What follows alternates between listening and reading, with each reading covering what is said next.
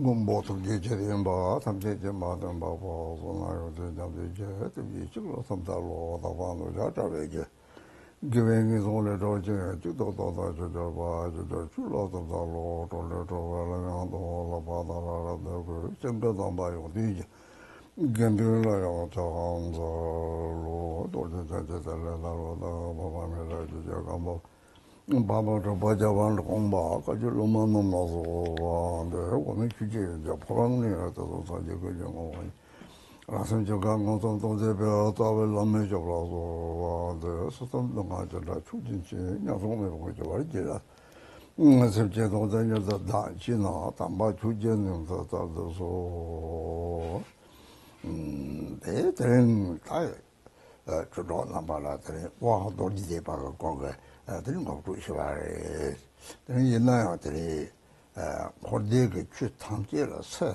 낭상섬이요 들이 때문에다 상하지 들이 오하도리데 상하 탑토바리 오하도리데 바서 들이 상하지 바다 강이나들이 다다 변나 강사这个绿的差个那绿的色里我当那不多把那头发的男人上网的生日这上网生日的生日的这根本的你大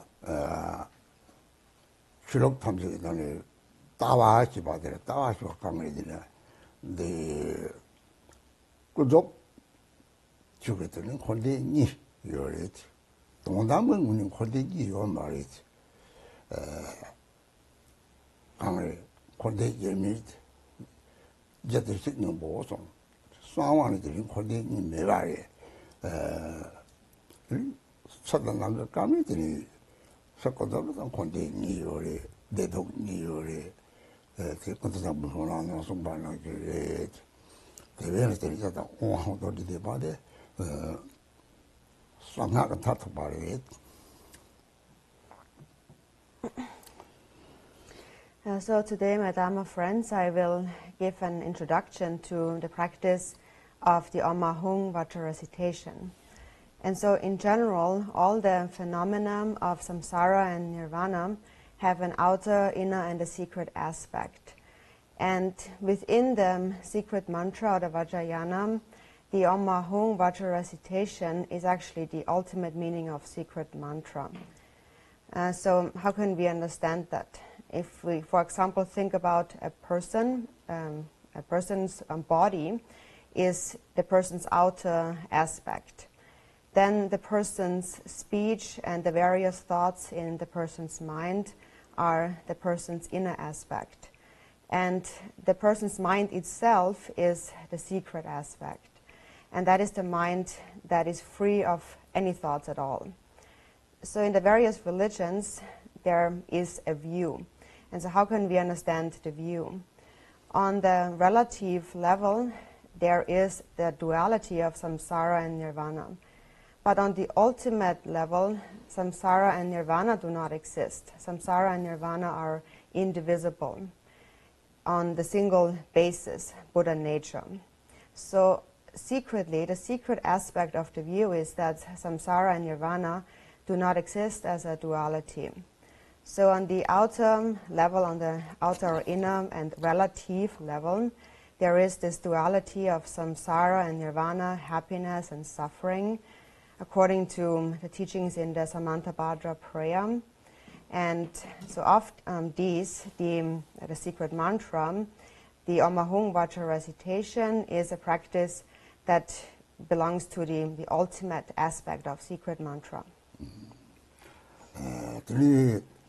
대라 뛰네 다다 단다 밀레들 녹이요래 놀라 기록 남아나서 만나야 기록 집안에 잠시 낭 샘그들은 샘 쪽어지 이네 상모당에 동해를 trouble 샘 동해 조통 집안을 trouble 동해 근처에 샘을 나는 요래 대를 trouble 참아 들어 받칠 기록 받칠 뒤나는 거고요 낭샘 쪽어지네 들이 내동 며칠이 담배 이제 이 주지 그러다는 지금 고와디 고와들을 들이 같이 들이랑 마치 자와지 집어타면 이제 이 주지 놀는 이가들이 대화 좀 탑당들이 농의 방을 탑 뭐요 직방이 말이 이 대례 저들이 이제 매출했더니 들이 농의 좀 탑사와니 이 말이 강의 때들이 나한지인들 때는 고와 저거 신 대식이 뭐지 상계 인장 내가 나한지인들 때는 뭐 봤지는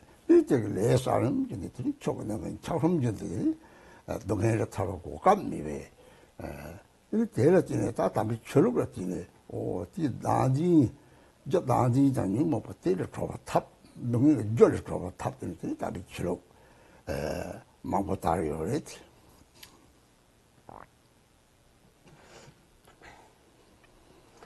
And so in this world there are two systems, and one of those systems is the religious system, and there are various religions in the world, and all of these religions treat the inner aspect of the mind itself as most important, and they are a method to become liberated from suffering.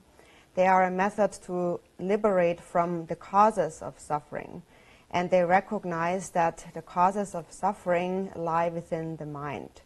So most of the religions gather actually within the mind, and that is the first system. And the other system is the worldly, mundane system of the normal human life in samsara, who just engage in various mundane activities.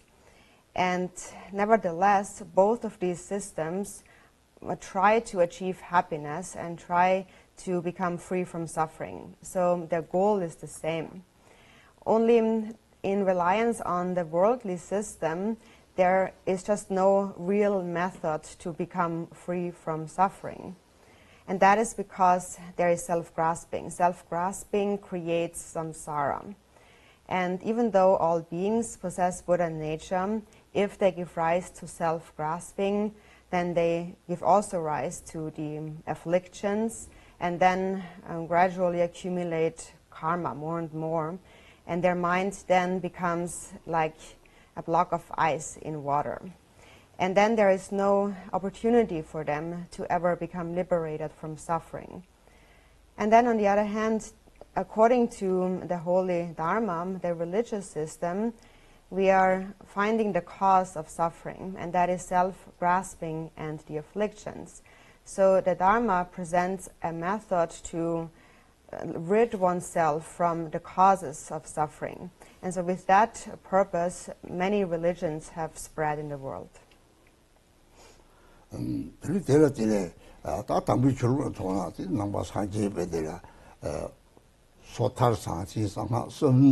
남자랑 만나봐 썸리 그냥 내 담보 같은 저 소탈 시바티 내 담보 갑라 들이다다고서 동안들한테 동이 저 나디다 뉴모바 빵 내가 그저 삼바탄 kinh 그렇게 소탈들한테 누르게 봐 대리 좀 대리에서 공나 되게 농민 탐지가 자와 유모가 자와 탐지 탑도 나디는 톡도 봐 지네 이 사초가 섬집들이 인fin을 로디 들이 뭐지 마시 인fin을 로디 제나 나디 매발로 나디 매발소나 들이 내가 토리게 되와도 다tuk 상지가 고방 톱을 저대 삼중지에 마시네 들이 사초 섬사 네 대례갈 이 산속에서 사 톱나더니 그래 상계의 윤지나 이 상계 것은 그 다니지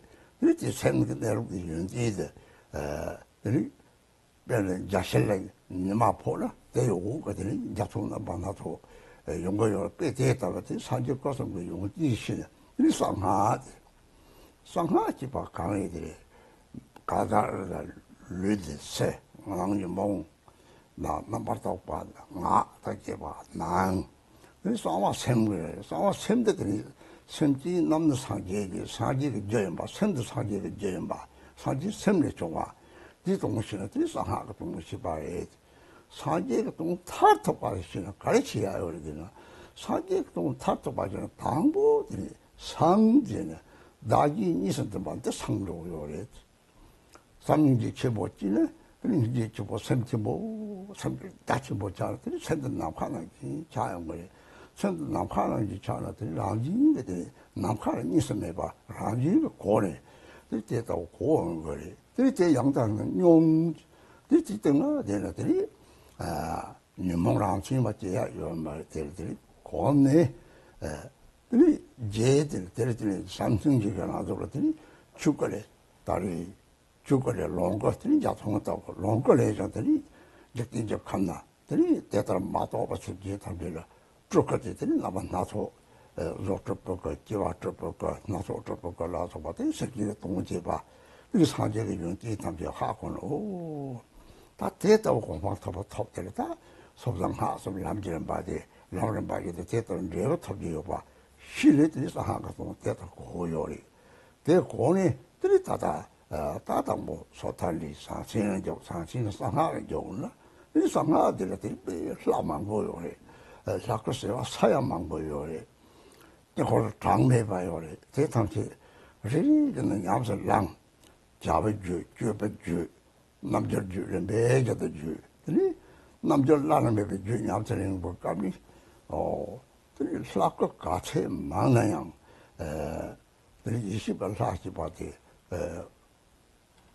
그 나동 송작동 토도 예 대답을 여기에 하고니 들이 대하고 제 강의들은 들이 slack 되는지 연이 정도 이 까와로 레바라 똑가로 홍지 오마홍데 요리 데르지는 자와 탐지 실롱도 즉 사탐만 세고도 만나서 했네요. 나는들이 꾸송톡도 찍바해. 레샤 꾸송톡섬들이 산지 꾸송가란지 레샤들이 하고네. 들이 다 대바가 타타고 라당하 이 탐지디 오마홍는데 그때야 상하 내 주주중쟁이 내 마체바 담책을 고요에 내가 오화홍들이 람게 롱당 생명한人类들이 생명 오화홍 주인이 그니 대지탐나 그니 롱종 때렸더니 그니 이거 온 내봐 오화홍지 롱당 생물을 탑 롱당 생물들이 샘지지감이 들이 준비 시합이 실려져요. 시합을 찍어요. 오마홍대. 대회들이 오마홍대. 내는 내반지 재미가 옥당내들이 남는 진밤이 롱녀 저책동. 참아들이 내방 하는 열로 동시에 들이 진밤이 영화매 봐. 그대로 욕했나. 대를 고매 채도 들이 졸람 탐지로 당복 오마홍. 뭐 빠르고 들이대로 고매 졸람 탐지로 고매서 봐. 들이체는 이 야부가들이 목동에랑 이것들이 오한다나 들이 따사하게 람나 파이 오차 가리 seb지 와메 봐다 차고요 데르들이 오한도 리디 바데 타톡서 하게 돼 봐도 동태래.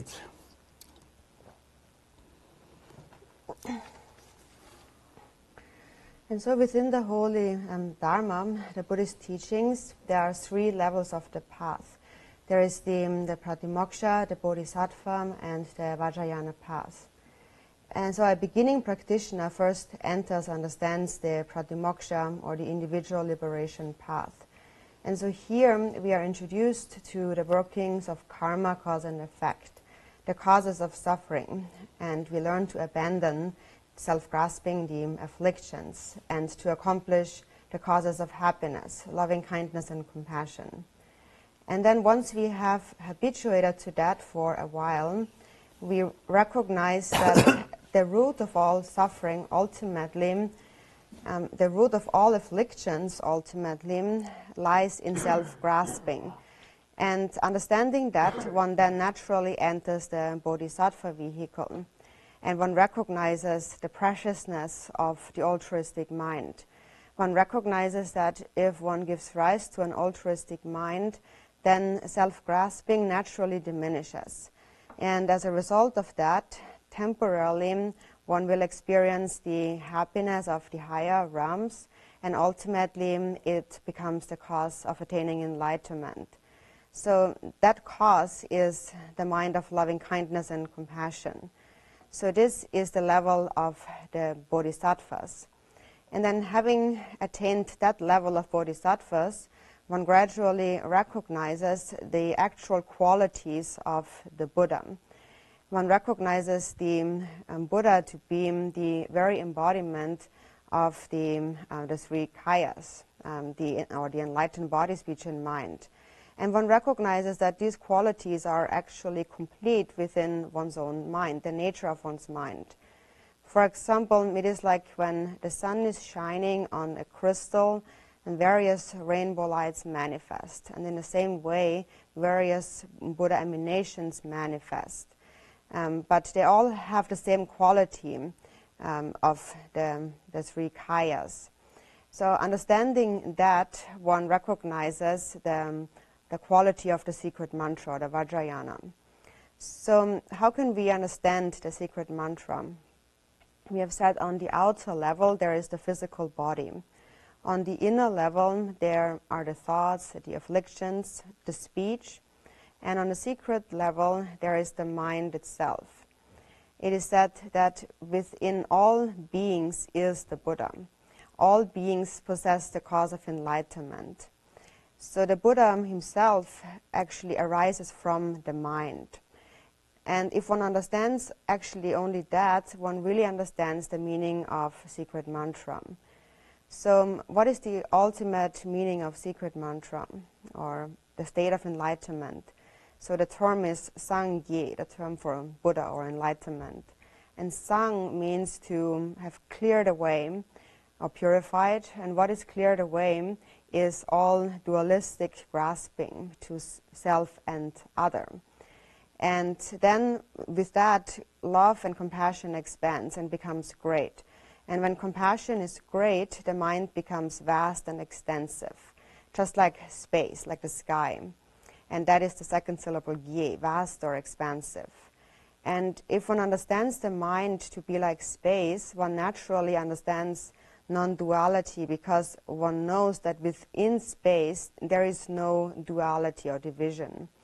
So one understands that, and then one experiences this understanding continuously again and again. And as one abides within that space-like nature, ordinary afflictions cannot arise. So that is the meaning of expansive mind. So then, understanding the Buddha in this way, we understand that because the Buddha's mind is expansive love, the Buddhas are natural emanations of loving kindness and compassion. So their nature abides like the Dharmakaya, and then from the Dharmakaya nature arise the Sambhogakayas, like rainbows in the sky. And then the Nirmanakayas appear in this world to ordinary sentient beings who have not realized that. And then the Nirmanakayas appear in various forms. There is, for example, the created Nirmanakaya, there is the incarnated Nirmanakaya, or the manifold Nirmanakaya, and so on, appearing in order to benefit sentient beings. So this is how we can understand the quality of the Buddhas, the qualities of the Buddhas, when one attains the state of enlightenment. So understanding that, we see that if we engage in the practice of the Pratimoksha, Bodhisattva, and Vajrayana vehicles, that is the result that we can actually attain.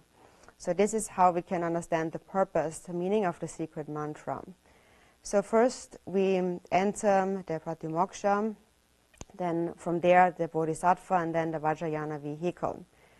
And within the Vajrayana vehicle there are many different deities.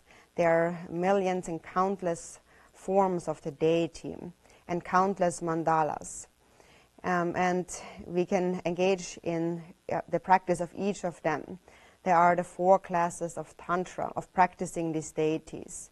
The Acharya Tantra, the Kriya Tantra, the Yoga Tantra, and Anuttara Yoga Tantra. And when we come to the Anuttara Yoga Tantra, or the unsurpassed Yoga Tantra, then here we understand finally that although there are so many forms of the deity, all the deities are wisdom beings, and therefore they are the same. Their body, speech, and mind are the same. Their body is a union of appearance and emptiness. Their speech is a union of sound and emptiness. And their mind is the union of awareness and emptiness, which is also called the Vajra of the mind.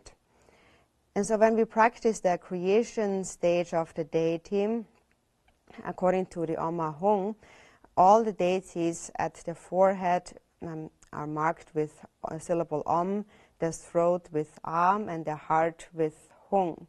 And that shows that within the expanse of primordial wisdom, all the Buddhas are one. So the body, speech, and mind of all the deities, no matter how many there may be, are all the same. And that is represented by the syllables Om Ahung. When we know that, we can understand that any deity is the embodiment of all the Buddhas' body, speech, and mind. And also the Om Ahung is the ultimate mantra recitation. All the mantras of secret mantra are included within the Om Ahung. That also actually then completes all the samaya of secret mantra. Within the Om Ahung, all the samaya of secret mantra is included because all the mantra is included. And then moreover, the Om Ahung Vajra recitation is a method to bring together, to merge the wind energies and the mind. Because when the mind thinks of Om Ahung, then this is where the wind energies will go. And in this way, the winds and the mind will merge. So how we merge it with the winds is with the inhalation, we think Om. With a brief holding, we think Ah at the navel. And then with the exhalation, we think Hung. And so that is a method to merge the winds and the mind. And what happens when we merge the winds with the mind is that we sustain mindfulness. A wisdom mind gradually arises through the practice of the Om Ahung. And if we always practice the Om Ahung, then all our breathing, day and night, becomes mantra. It is said that there are 21,000 rounds of breathing in a day and night, in a single day. And all of that, all the breathing becomes mantra. And as a result, the mind achieves a state of non-distraction, of mindfulness. And then that is carried into all our day-to-day activities. First, we habituate the mindfulness of the Om Ahung in our day-to-day activities. And once we are habituated to that, we can also bring that into the night when we are sleeping. Then naturally, since we are also breathing at night, we will remember the Om Ahung. And if we are able to do that, we come very close to the actual path of the secret mantra of the Vajrayana. And that is because through the practice of the Om Ahung, the mind achieves a state of non-distraction. So the ultimate meaning of the Om Ahung practice lies within the ultimate meaning of secret mantra.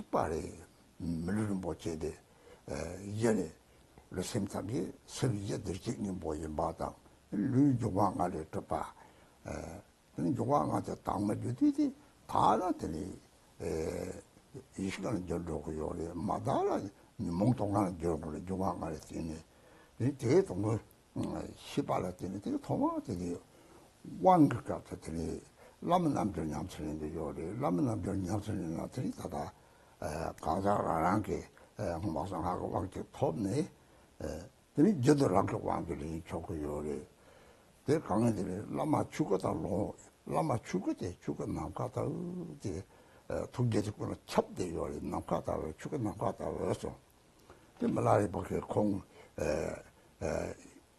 좀더 도서를 샘내더니 중앙에 찹대 요래 그래서 와 속었다가 빈지는 공 요래 있어 남사도 송에서 말을 그렇게 자체 뭐 하고 요래 대수당한 때는 소리 지지네 아니 죽은 남가다를 찾으면 돼 롱그란 게 라마 강서 왔다가 대탐제 산지 탐제 되거든요. 라마 산지 탐제 되봐. 거기에 늘 산지 송 탐지 탐제 톡 산지에 되나 이런 게 생기 주다 라마가 생기 주 이거 차대요래. 이쪽 반지 뒤에서 공부 라마다라시 산지에서 저도 유지 바래 저도 또 남절라서 들이 따와서 또나더니 라마 톡도랑 셈이라 루카카이로 셈지가 차로고요. 대답해서 하냐더니 대하고니 이 정말 라마 남절 양미제네. 그래서 다 라마 남절 양미제 bakani 왕질인 게 요래. 이 라마 거치 따고 줄이 이제 통다에 이 바람가는 작은 사탄. 이 무시리 건나 동자 통다에 송작동 하려나라 하려나라도 작동 가르치거든 하고 다 탐지 장이나 따봐 랑게 나랑을 채로나 되게 너무 반드시 나도 탐지 팔 치다로 요리 하고 달았더니 코에 박차 다들 첫 박차 요리 내려지네 사고제대 나도리 가시리게 그거리 사회 고속 중에 누가 박차다 마대병 하고 박차다 생산 속성거든요. 랑 세부 박차다 들리마에서 라왕 탑에체도 그래서 더 왕기바데 라왕은 그 요리 대양들이 왕통래 라말 왕들이 바데 같이 모여리 들 라만 되는 바로 뭐 라말 따로 omle어서 가고 주 대라나 랑르라 포마타더니 른데 청풍만 매자 바나게 들이 남강고 그 된저 송사 들이 라면 렘반에 아래에 그 들이 선왕들 다타 좀 하고 달리 저 송사 들이 토가 홍매들이 와장 그 보더랑 행하라 텐데 들이 센데 됐음저 오빠 가래 들이랑 세부 내륙도 나서 요 뭐를 요들이 세부 내륙 진바데 들이 산지 무서리 내 방가 마오반 맞지 되니 반들이 세부 내륙 때 강리들에다 가지고 바가 라마 잡을 나선 거요 라신 산지 인장고 마시 남도 죽어 인자 도마도 남도 파 야를 쳐다갑지 내 봐요 말이 나 저도 남도 뭐 지마지는 천도그러면 남도 죽어 인자 도마도 라와 내륙 인자 예 마치 손 들이랑 그 세부랑 남도 탐제다 따라 대랑 것이나 제 세부 내륙 산지 대가리 들이 뭐 마시들이 다 나기는 저는 저거 뒤가리들이 저거 홍례어 좀 됐더니 그래서 이제 바탕제 바자라는 거 세부 내륙도나 야르들이 라마선다 라마톡다라는 것을 예미라 건 그러니까 뭐 왕들이 이들이 왕선제 왕홍제 고성 토를 여성 왕집에 가면 라마 오주 공부를 했네 들이랑 이쪽으로 september이라는 행가라 라도 예미 바탕 송지들이 왕질인 거고요 그래야지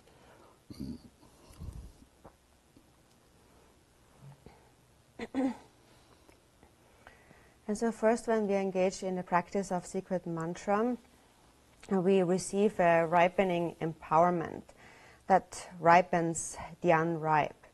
So what is the difference really between being ripened or unripe? The guru or the Vajra master who confers the empowerment is ripened, and the person receiving the empowerment is still unripe. So the difference lies between understanding the meaning of secret mantra or not, and having or not having gained experience in that understanding. So ultimately, however, although that is the difference, one's own body, speech, and mind and the Guru's body, speech, and mind are the same. We have obtained the precious human body, and the basis of our mind is Buddha nature, and on that level we are the same. And then the body is created of the 5 elements. And when the 5 elements become purified into the vital essence, then they transform into the 5 wisdoms. From an impure perspective, the subtle essence of the 5 elements are the 5 afflictions. And the subtle essence from the pure perspective are the 5 wisdoms. So with that understanding, we first receive an empowerment. And in the beginning of the empowerment, there is a practice of Guru Yoga. And here we receive the 4 levels of empowerment from the Guru.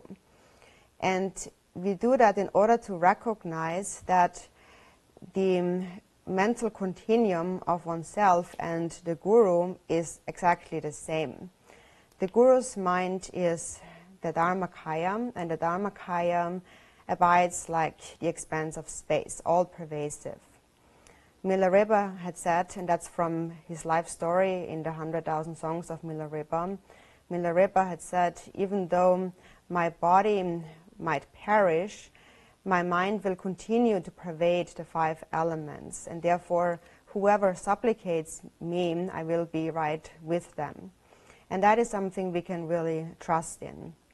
So the mind is the Dharmakaya that is expansive like space. And then from that Dharmakaya, the Sambhogakaya arises. And that then arises in the form of whichever deity or guru one practices or one supplicates to.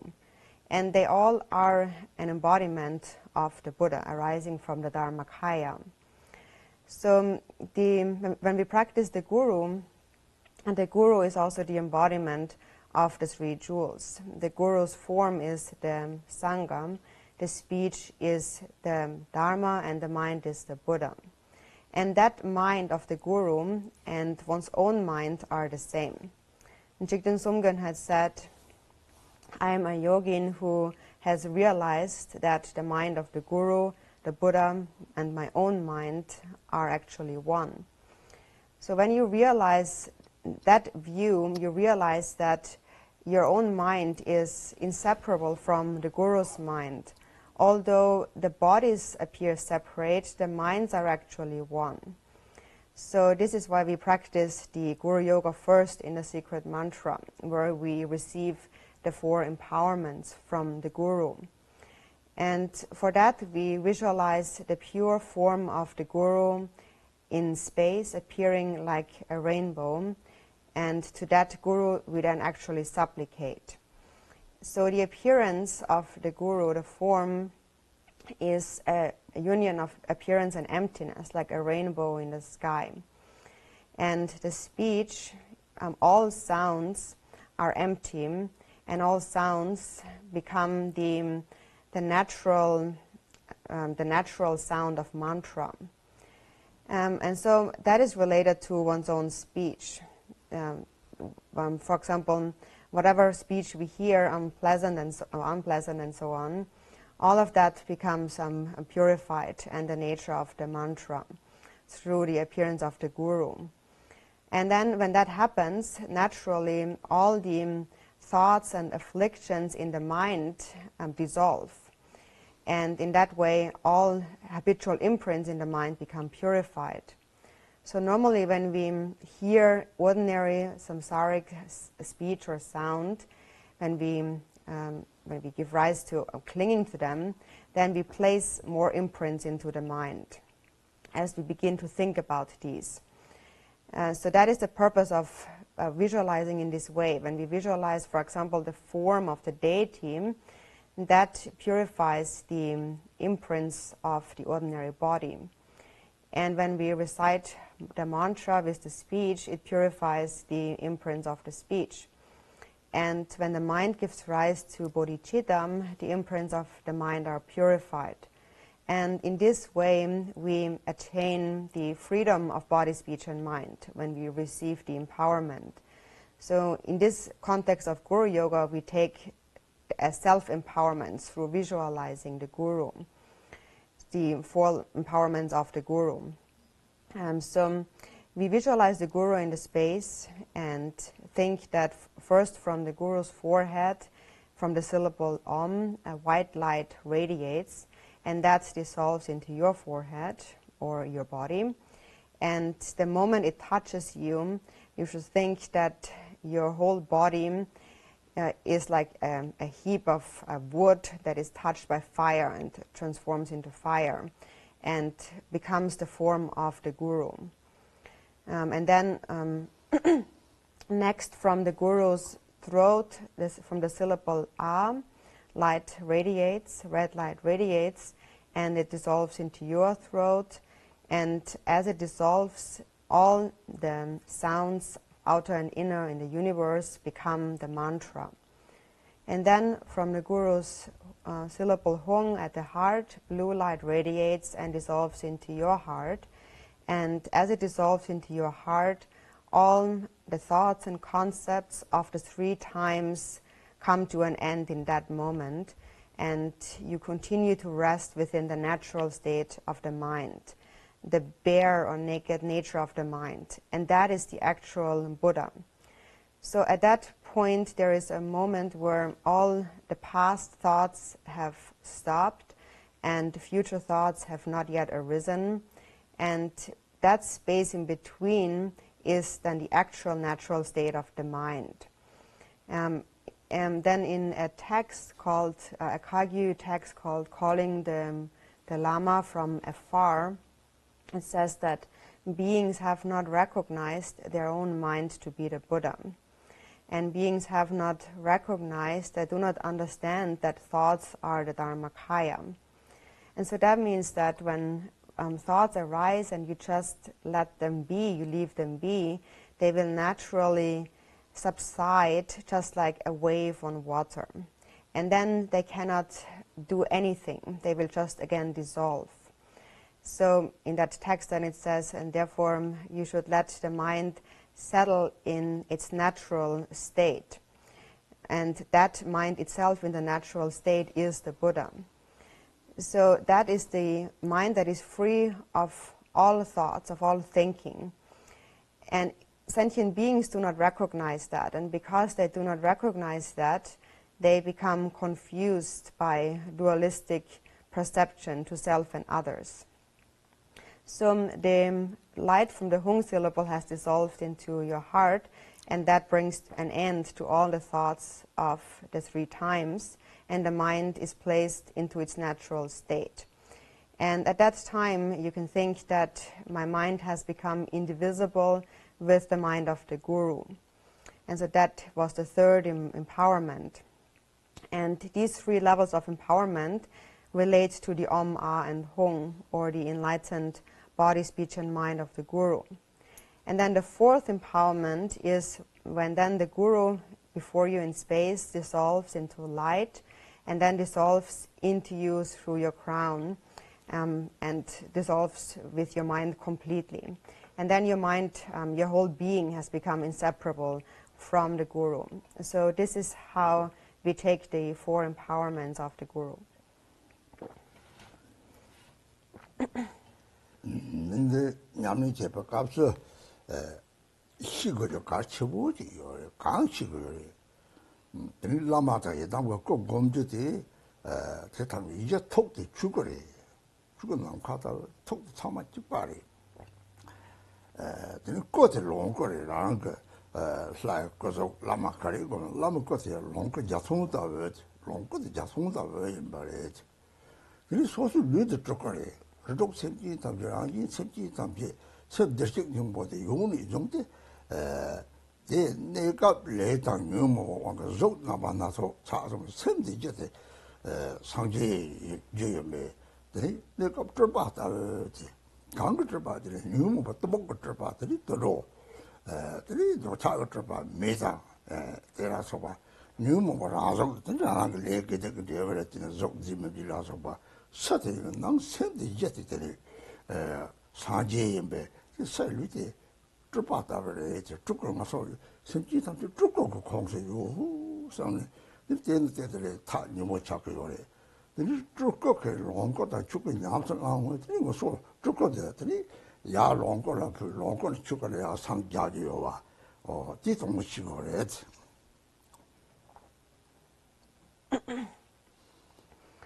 And so from a practical perspective, there is one point that is very important to understand. And that is when we practice, we visualize either the form of a guru or we visualize a yidam deity. We need to understand that their mind is the same. The mind is the Dharmakaya, and that is like space by nature. And then the form of the deity or the guru appears as the Sambhogakaya. And the Sambhogakaya is like a rainbow in the sky. And then one's own body, the practitioner, that is the Nirmanakaya. And actually, all the sentient beings of the 6 realms are emanations of a Nirmanakaya. And that is because they all possess the basis of Buddha nature. And only temporarily, due to their individual karmas and afflictions, they appear in various forms. But the basis of their mind is the mind of the Buddha. It is Buddha nature. And only temporarily, they appear as various emanations or nirmanakayas, depending on their afflictions. So the manifestation, in a way, the emanation body of the affliction of ignorance, for instance, is an animal, or the emanation body of desire or attachment is a human, and so forth. So beings appear as a reflection of their own afflictions in pleasing or unpleasing forms, in various forms. But the inner basis of their mind is the same. It is the Buddha. And their outer body is the Nirmanakaya. So if we understand that all sentient beings are actually Nirmanakaya emanations, then we have really come very close to understanding that basis. And so when we engage in practice, we understand that from the expanse of the Dharmakaya, the Sambhogakaya and Nirmanakaya manifest, and if we practice, then from the Nirmanakaya, we ultimately attain enlightenment into the expanse, going back to the Dharmakaya.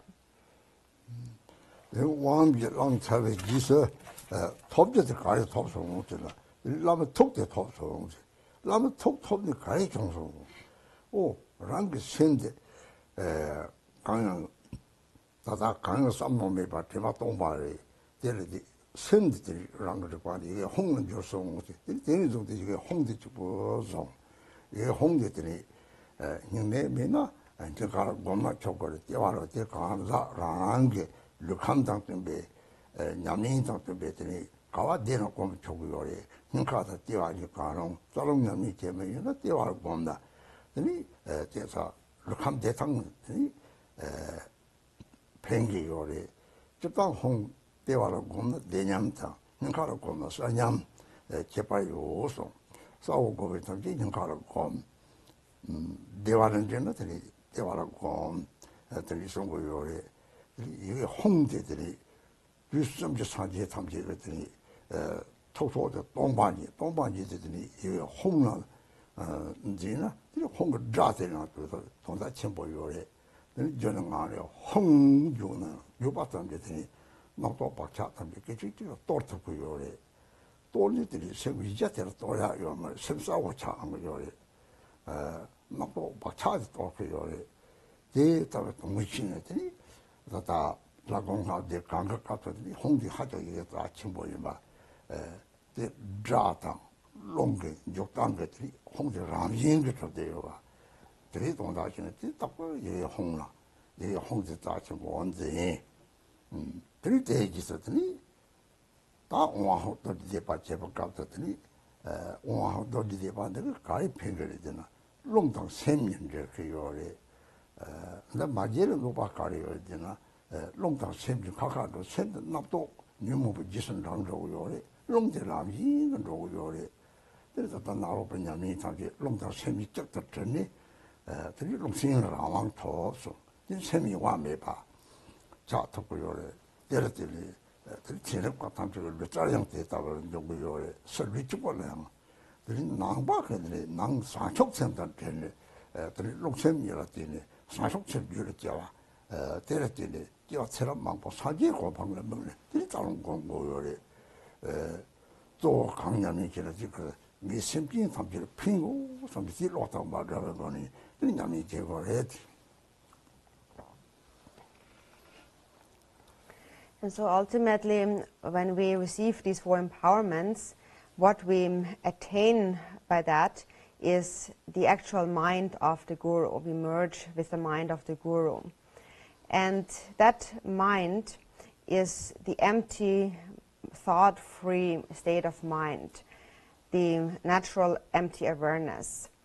And that awareness, that is this empty, thought-free awareness, this then becomes the syllable Hong. And you can only visualize the syllable Hong, never forget about the syllable Hong. If you have no difficulties with meditating on the heart, or no difficulties with heart illnesses and so on, then you can visualize the syllable at the heart, or you can also visualize at the navel. So you can practice in whichever way suits your body and disposition the most. For example, if you're a practitioner of the channels and the winds, you can visualize the Hong at the navel. And that actually is very beneficial for the well-being of your body and your whole constitution. It is said that the navel chakra is related to the experience of bliss, and the heart chakra to the experience of clarity. So if it comes easy to you to sustain clarity, you can visualize at the heart, or if bliss comes easier, you can visualize at the navel. So that is up to you, up to your own disposition and likings. And so the Hong syllable represents the mind of all the Buddhas of the three times, the empty mind of all the Buddhas. So the mind is empty, and that has the nature of the syllable Hong, and also the sound Hong. The sound also is very meaningful. When you exclaim the sound Hong, or you visualize the syllable Hong, in that instant, the Hong has the power to shatter all thoughts and habitual imprints in the mind. And the basic nature of the mind can never be shattered. The mind remains with great clarity. All that is shattered are the thoughts and the imprints in the mind. And also when you visualize a deity or you recite a deity's mantra, whatever deity you practice, the Hong is always very precious, because the visualization and the mantra recitation naturally have the nature of Hong when combined. So you can always just practice Hong and consider that to be most essential, most important in the practice. And so the practice of the Oma Hong, the benefit of this practice is that this practice merges or brings together the winds and the mind. Because when the winds and the mind do not merge, they will go separate ways. And then the mind will follow the various thoughts, and the wind will travel all over the place. The mind will become distracted. So according to the practices of Naropa, when we practice the channels and the winds, there is a method to combine the winds and the mind. And when they are joined, then the mind remains undistracted. So that is the purpose. And that is similar to training one's body, for example. Scientists exercise their bodies, their outer body. And in the same way, Buddhists exercise the inner mind by cultivating bodhicitta as the basis and then on the basis of that, practicing the combining of the wind energies and the mind. And they do that with a view for future lifetimes, with a goal to attain enlightenment. So that is the purpose of the practice of the channels and the winds. And what is most important is that whichever practice you engage in, it is most important to never separate from the wish to benefit all sentient beings.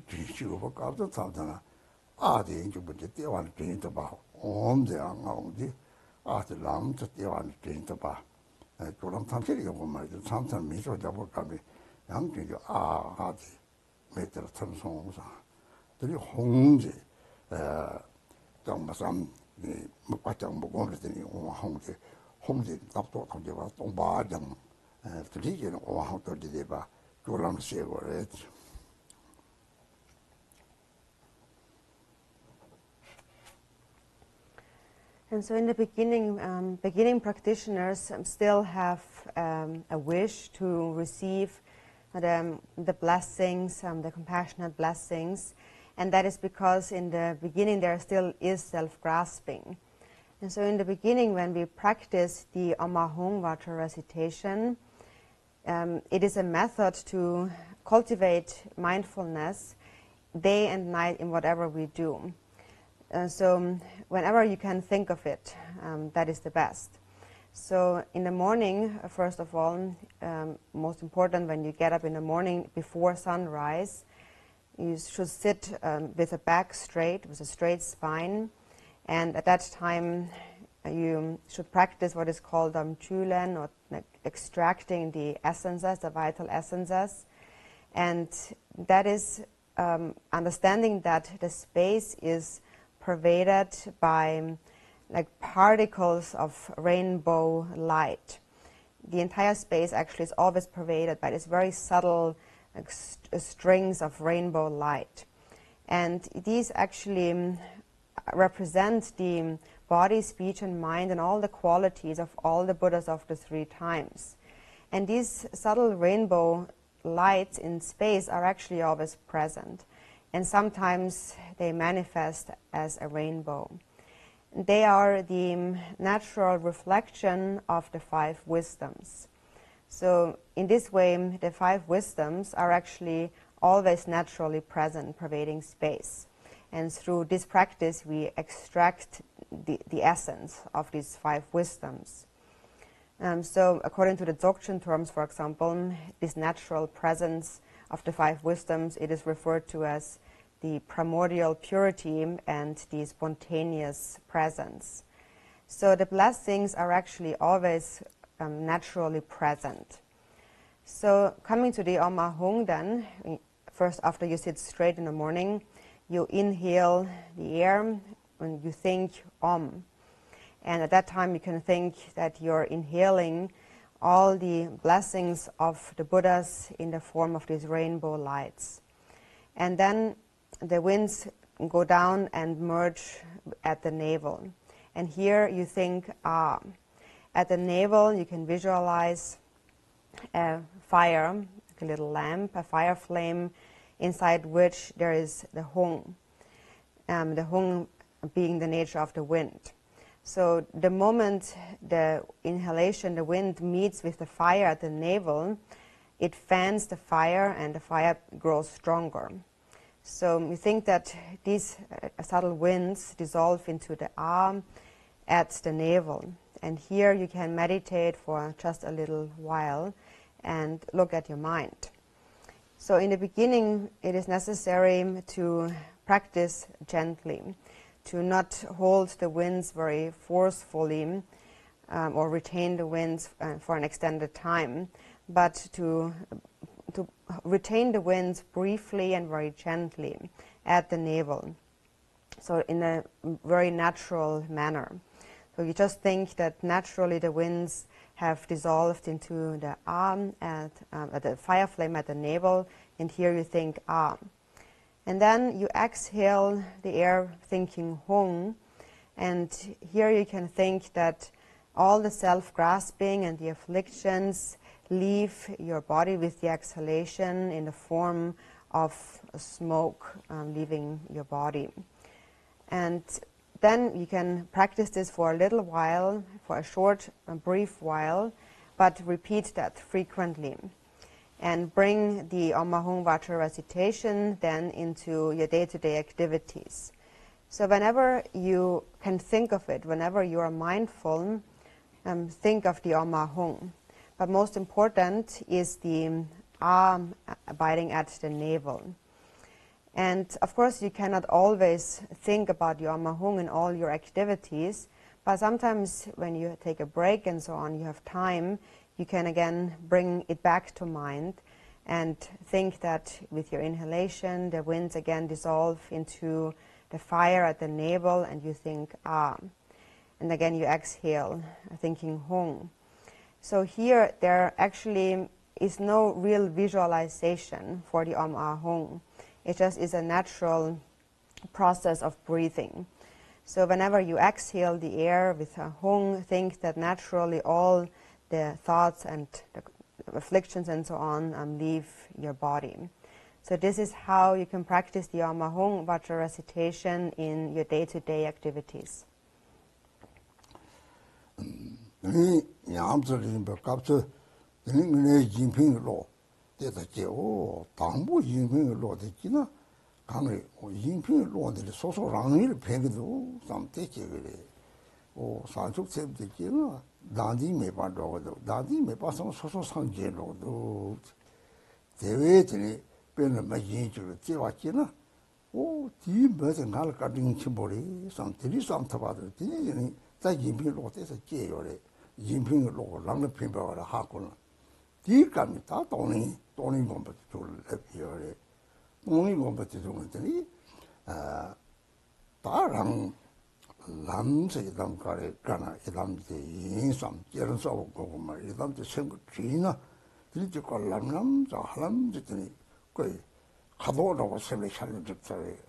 그 강례전은 랑게 샘데 메롱다를 직접 요 말이 나 매바 나 랑게 로요르면이 여담때 사가 진짜지 여담을 사 진짜지 그 사제 적대 샘을 찾지들 랑게 샘데 메롱으로 사지 좀시 럽적요래 제 영장에도 공도를 사지 제야 매봤잖아 사가 끝을 적은 거요래 랑게 샘데 르샘 드라마 사들이 때다가 사에 거기 토크요래 옛날 사에 꽃 터질 때 대선에 나와야 되더니 강에 사에 톡대 사속세 위jet지네 이는 피고 서 로카를 사톱나 이지 마차고요래 되면은 사에 적대 따위는 양지 띵바 하차고요래 대사고래 심지어 피고 하듯이 로카를 들이 이 예상을 사진 좀 같이 모르겠지. So when we first in the beginning engage in practice, we have cultivated some altruism in the beginning. And so in the beginning, we first of all understand that altruism or bodhicitta actually benefits oneself the most. Because we understand that if we give rise to bodhicitta, then self-grasping diminishes. And if it diminishes, then we attain enlightenment. Oneself attains enlightenment. So we cultivate such a mind of love when we, for example, think about the kindness that others have given us.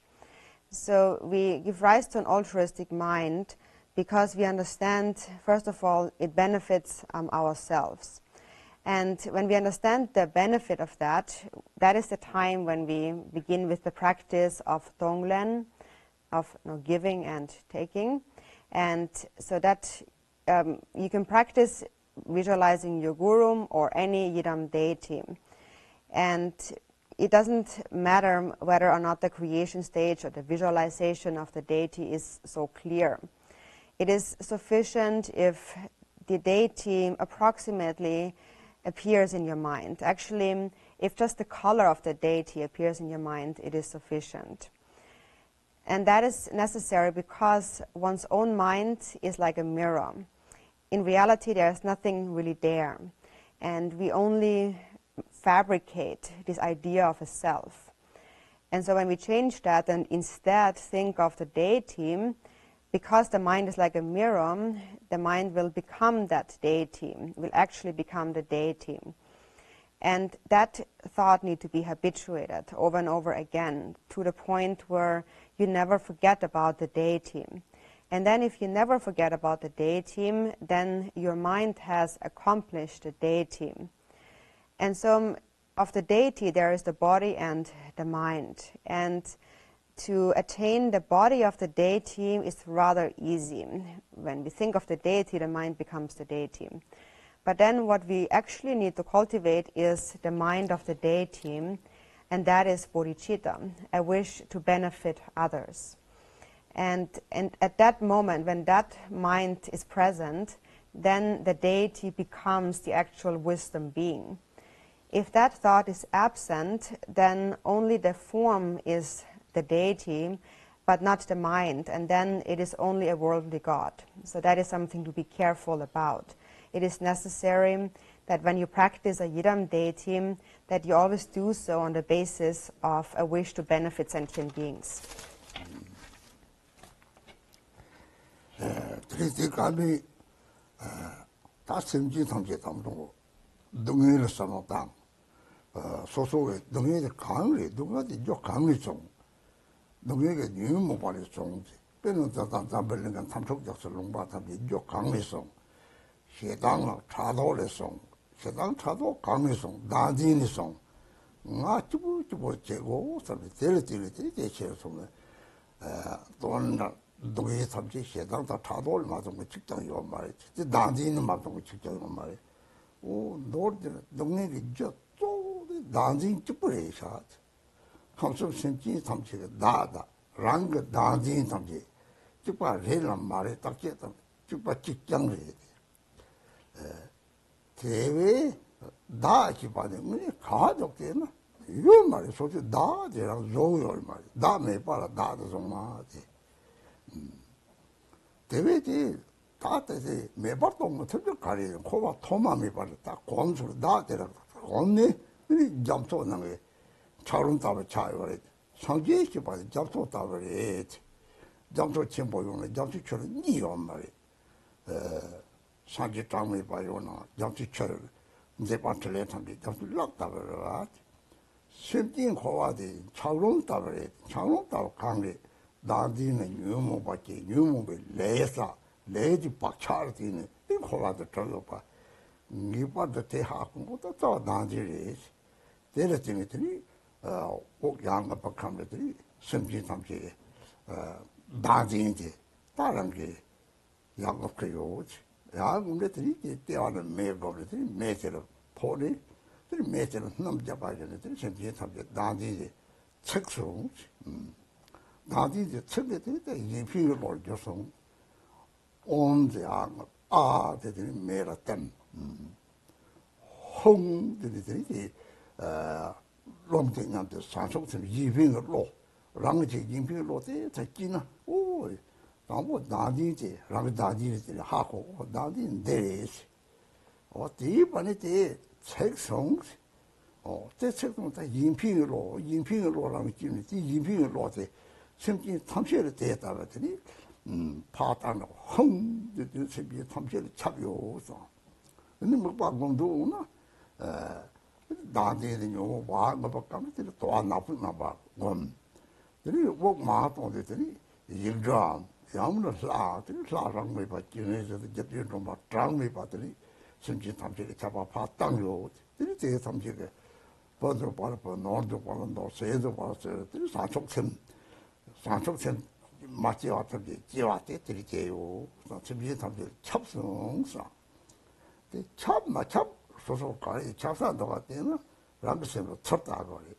오, 민군이 감성 심기 담게 또 자체와 장외와 대하고 되게 레낭 박차대 삼게 레낭이 뭐 하고 이봐 누구에도 나지 뭐 하고니 오, 들이 다 대답을 우리 피고서 로지는 들이 다 잡더고요래.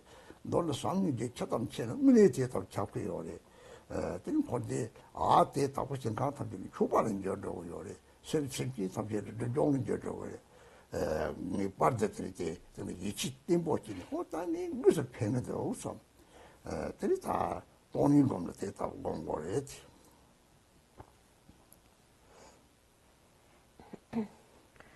And so then we think about the suffering of sentient beings and what is the cause of their suffering. The cause of suffering of all beings arises from the afflictions.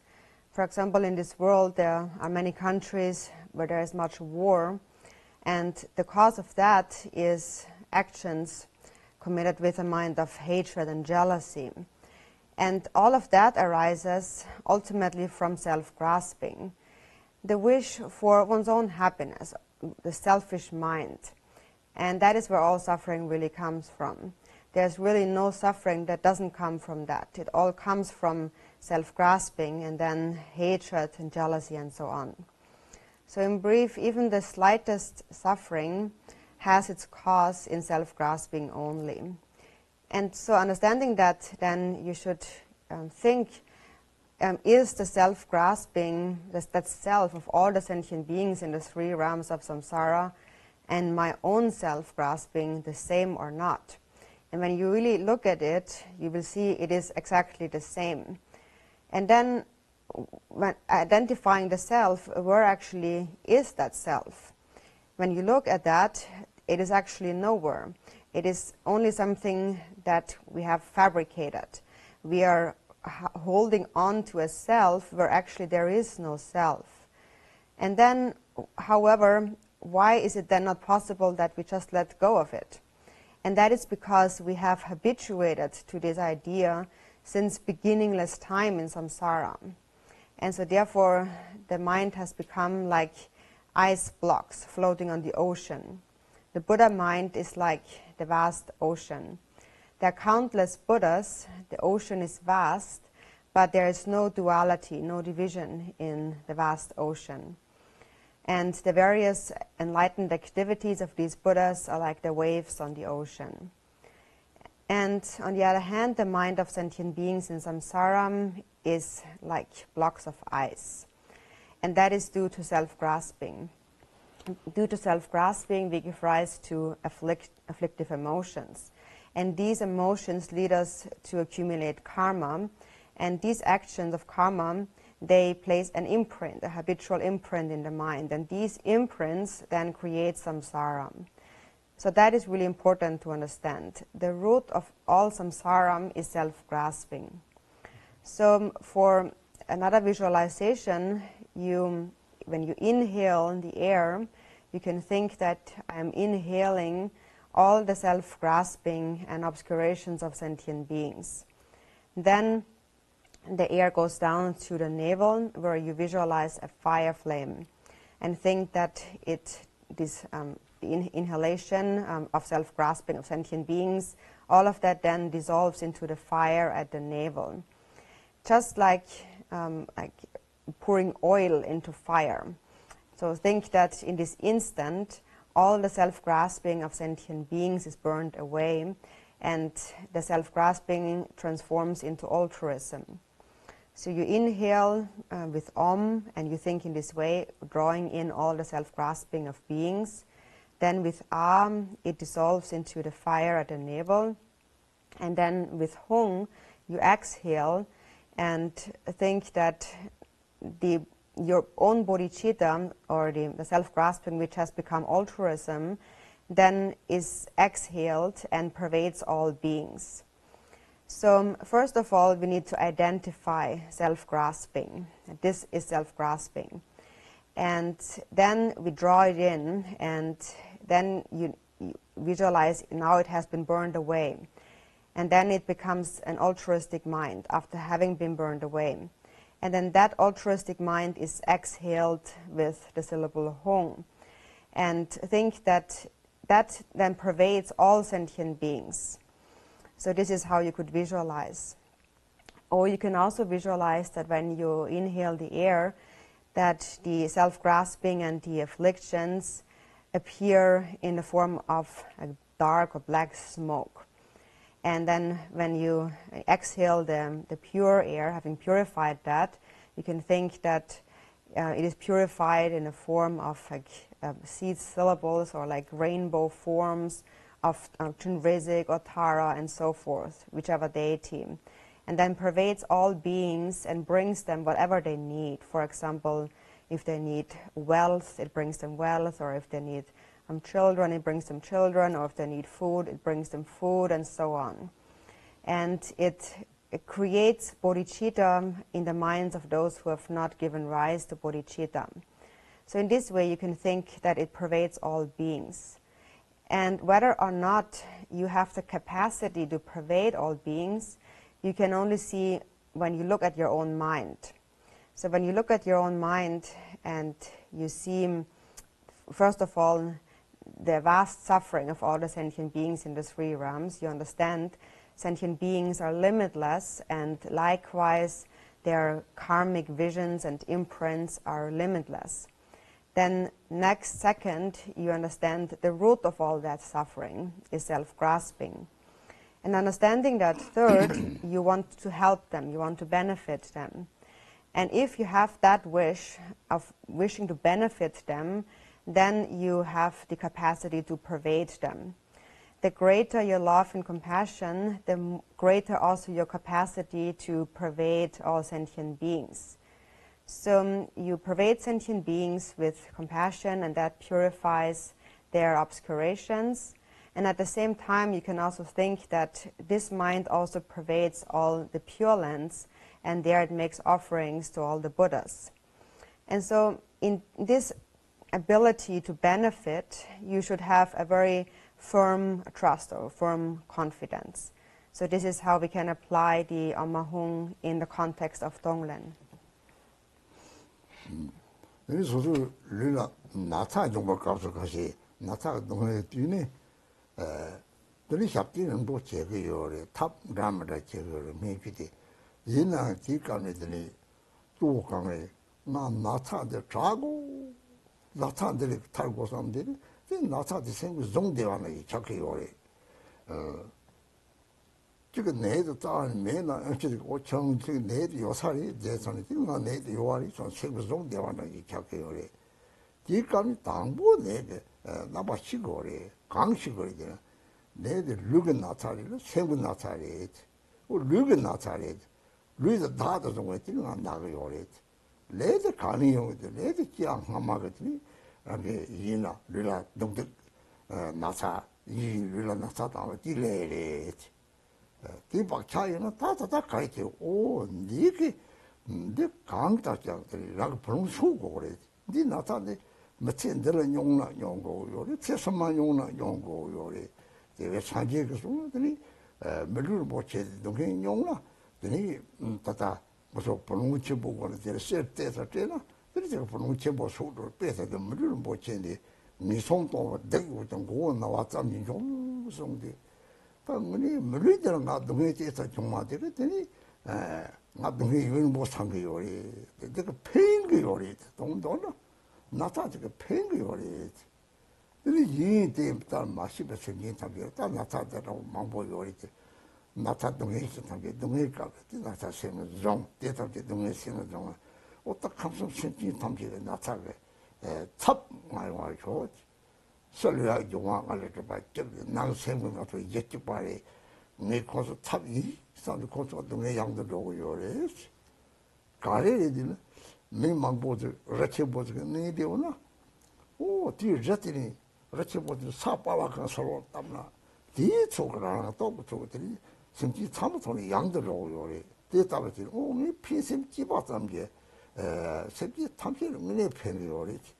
대표님 마치 소설하는 것들이 동해겠다 나디를 소설 핑거 이는 핑거 뛰고 우리 싸움 yap고 딱 대지서 다십지 탐지가 탑 영화를 켜지 그 나의 레다 박차 탐지 지와들 상로 요리 클럽도 주냐면 이제 bak감을 같이 나타다 동해 강연 개그 요리 대사들 내 양을 따로 제 탐지가 다 멋제들라는 게 보는 수로 요리 싸움 드리지들 양 생기 탐지 나타 처음 대 워크들 양을 대대화가 매서 랑글루랑루 랑글루지 차와진 게 뭔가이 파트 그렇지 양동방이 루스타동 야동다가 따뜻하다더니 저 양탕양도 쓰나 그렇게 이피가 로테르티니 나진이 탈 그렇게 랑글루 나차 양들로 요래 변나 나 나진을 따르나 그니 동기가 또 나진을 요래 대거든요. 다다무스 나사라 제가 뱅글에 했지 나사 양으로 했지.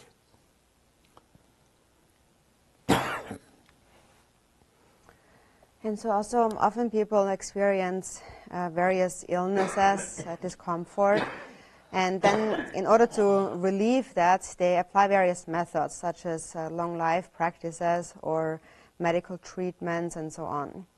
But it is the case that people think about their illness. They think, I want to be healed from this illness. And if they keep thinking about the illness, they're actually holding on to the illness with their mind. For example, if somebody actually does not have an illness and goes to see a doctor and the doctor tells them, oh, you probably have that illness, then they will think that they have that illness and might even create that illness by holding on to that illness.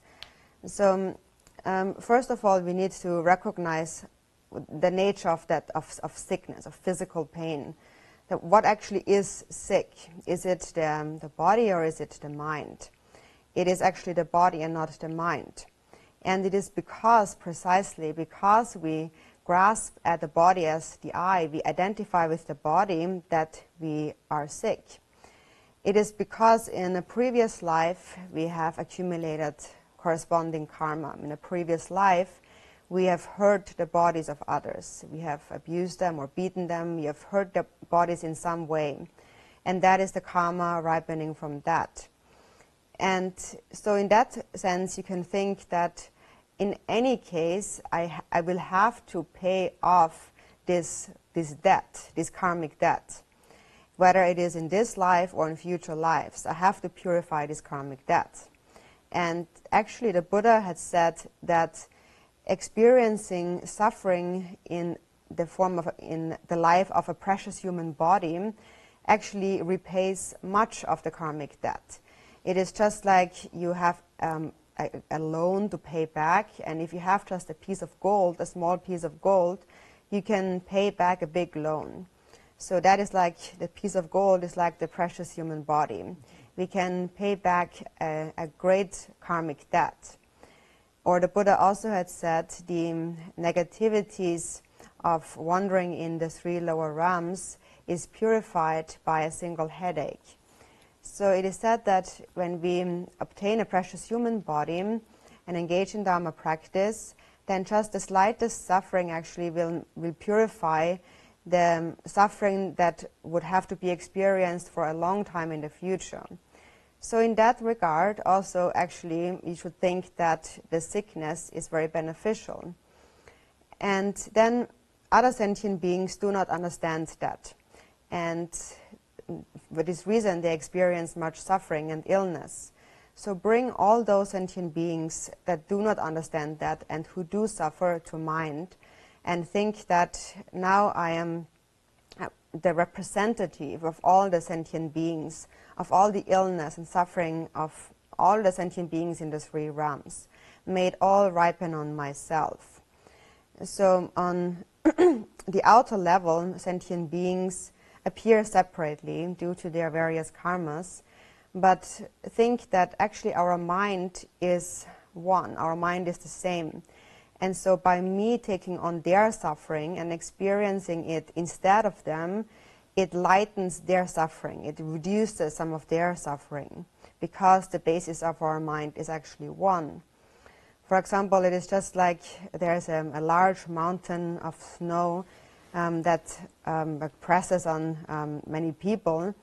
If just a bit of the snow like melts, comes off, it becomes that much lighter. So in this sense, think that I'm benefiting sentient beings by purifying the thought of suffering, my own suffering, and because our minds are one, it also lightens their suffering. And so that is on the basis of understanding that the root of all suffering is self-grasping. And understanding that, you can really become the representative of all sentient beings, bringing them to mind. And understanding that it is only that due to our karmas and imprints that we appear separately, but the basis is the same. And so very often people experience difficulties or fall sick, especially when they engage in Dharma practice. But in fact, this is a sign that the karmic debt, the karma is very light, and that we now have a chance to repay this karmic debt that in any case we will have to repay. So sometimes you can bring to mind all the suffering of sentient beings in this way, as you inhale the air and then think it dissolves into the fire at the navel and it is burned there, and then think that being burned there, then your entire body becomes into a mass of fire, and all affliction and the body and all is burned away, and the body becomes completely empty, or like a rainbow, clear and empty. So we practice in this way again and again, and through such altruistic mind, self-grasping is destroyed, the self-grasping of all beings. And that actually also will lighten the experience of your own illness, pain or suffering. So it is on the basis of understanding that the root of all suffering is self-grasping, and when there is no self-grasping, then there's also no suffering, no illness and pain. So understanding it in this way, even if there is suffering and pain, it will become lighter. 놀라다다데 뭐가 담을 망보 이거래 그래서 레레레레 근데 진짜 봐 대레선데 타톡은 봐 적강이들 타톡은 봐 최고 용단다고 그래 저다다 다 지금 봐도 짜증 정들이 그래서 그 담을 계속을 가서 제마다 봐 참아 계속을 요래 제 담지 리드 조리 조 차라리 이런 거 샘들은 코가 토마면 계속 매번 샘게 내들이 다타를 내다 박차데 뭐마시노 이 여처럼 망보더니 바동이 이런데들이 천능 데 무보던 치마를 차려들이 동행 연구에 대리 조업을 쳐야되더니 생구 용달 잡아야 돼. 용달 기지 따와 가려야 되더라. 따와 되더라. 용달 참아도 이제는 시랍 조고요래. 대시 봐요. 시랍 되냐도 조고요. 빼는 옹아 홍대라. 직당 말이나 샘 로마틱 샘 랑가를 조고요. 로마틱 샘이 뜨먹지. 밤에 봐 샘리. 대그 봐더니 박차 투고차라고 요래. 뒤는 옴증, 아증, 홍증, 시랍공고라고 요래. 데레티니 빼는 만나는 그 룸에다가 즉 진짜들이 옹이소네. 데레티니 문에 짜와거더니 독에게 짜와대 난징이 데레 쪼버타로 삼형제 선제고 요래. 데레 쪼버타에 삼형제면서 총총마도 요 말이. 그 삼형제 최고 관리 톱거리더라. 예담사다 군조가 톱거리지. 사제 탐지게 톱. 대 가리를 대 톱을 탑들이 라티 라마티 예담티 상유티 대 탐지티는 가리거리잖아. 대라 대빈지부 톱지 요리. 무슨 남바게 좀다 탐지를 봐라 강데 톱숨들 요리. 톱숨들 대화시나 자 탐지들이 편이 다톡 편이 최고의 강도 샘도 등의 연구도 샘도 등의 가리 연구도 나딘 총도라고 나딘 총도 성의 시랍체를 주고 시랍체를 성었더니 시랍은 타톡과 가리는 상제더니 나딘님에와 하고네 나딘님에와 하고는 더니 나딘님이 저는 무고등 치마 나든지 이 용좀에 저는 첫바탕처럼 이것들이 좀마다 왜지 나진님의 뻑감했더니 직당 매와 차르고 말이 선지가 거당신감이 요리 마도와를 요리 참아 대통령 답부신가 거당신감 탐지 다 din지지 하고 요리 니 매와를 때는 점토치 못하고 점토치 쳤더라 니요 말이 이거 점토치 뭐 요리 남카 요리 뚜바 요리 대통령 요리도 때는 니요 말이 대다더니 상제 탐지 니스메 봐대 니스메 봐 동지 하고 난디메 봐도 대회는더니 단지 동치 아니지 현고만 대바적 이제 듣고 요리 현고만 삼hin기는 이제 듣고 요리 대바적 hin기니가 이제는 들이들 탑나 만나도 때름 나 만나도 이제 저 탐지 짜와가리 대바로 톡톡 hin기 톡톡 대하고 그러지.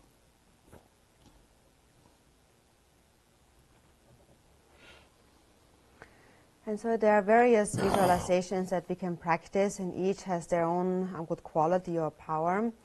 But then the ultimate quality or power of this practice is the whole purpose is to train the mind. Just like we have mentioned in the scientific world, we train or exercise our bodies. And there are people who have done so and who are able to perform all sorts of athletic things with their bodies that we are not able to do. So that is because they have trained their body. And so likewise, we are training our mind. And that is a mind that since beginningless time we have habituated to a way of thinking. But the mind itself, since beginningless time until now, has always remained, is without birth and death. And it is only due to our imprints and karmas that we do not recognize that. And so in order to, the purpose of training the mind in this way, recognizing the nature of the mind, is so that in the future lifetimes and in the bardo after death, these various confused perceptions will not manifest, because not recognizing the nature of the mind, all the various perceptions, the confused perceptions in the bardo and so on, will become a real manifestation, a reality to us. So in order to become free from that, we now train our mind in the practice. And so the root of all the training of the mind lies within cultivating a mind of wisdom through sustaining mindfulness. So this is the way to train the mind. And in order to develop that, we need some sort of reference point, something to refer to. such as the Om Mahung Vajra recitation. If we in the beginning have nothing to refer to, then the mind just remains in like a neutral, indifferent state. And this neutral state actually is a state of ignorance, a state of unmindfulness. And when the mind is unmindful, then it continues to accumulate the habitual imprints of ignorance. So in order to transform that, we need a reference point that supports our mindfulness. And when we think about the Om Mahung, for instance, then the mind transforms into the essence of wisdom or mindfulness. And that is like a lamp flame in the darkness. So the root of all suffering is self-grasping. The method to become free from self-grasping is loving kindness and compassion. And so at this point, our love and compassion is very inferior. So what can we do to cultivate great love and compassion? And what is the method? And the method is to rely on the three jewels, the Yidam deities, all the Buddhas. They are a method for us to attain great love and compassion. So that is why we bring the Yidam, the Guru, the Buddhas to mind. And so how in this way can we cultivate great compassion? It is by virtue of the power of the Tathagatas or the Buddhas. So in Buddhist practice, it is important that we understand the connection to the three powers. There are three powers that accomplish all our practices. And so ultimately, the three powers, the benefit of all practice comes back to the mind, the training of the mind. So when self-grasping gets lesser and lesser, as it gets lesser, wisdom gets stronger. And when wisdom becomes very strong, ultimately we attain enlightenment. And when we attain enlightenment, what we realize is the non-duality of self and others. Then, although we perceive a duality of self and others, we do not perceive it as a reality. There's nothing at all to hold on to. There's no real duality of self and others. So one perceives things, but one perceives them just like an illusion, an illusory appearance. So that is to say that things do not just disappear when one attains enlightenment. There still are the Pure Lands and the Buddha emanations, the Buddha bodies, the 6 realms of samsara, all of that manifests, appears, but at the same time one understands their nature, their non-dual nature. For example, it is like a vast ocean. The ocean is there, but there is no duality in the ocean water. There is no division.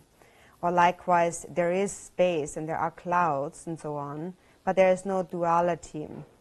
So in a similar way, there is no duality in the Buddhas, although there are countless of them.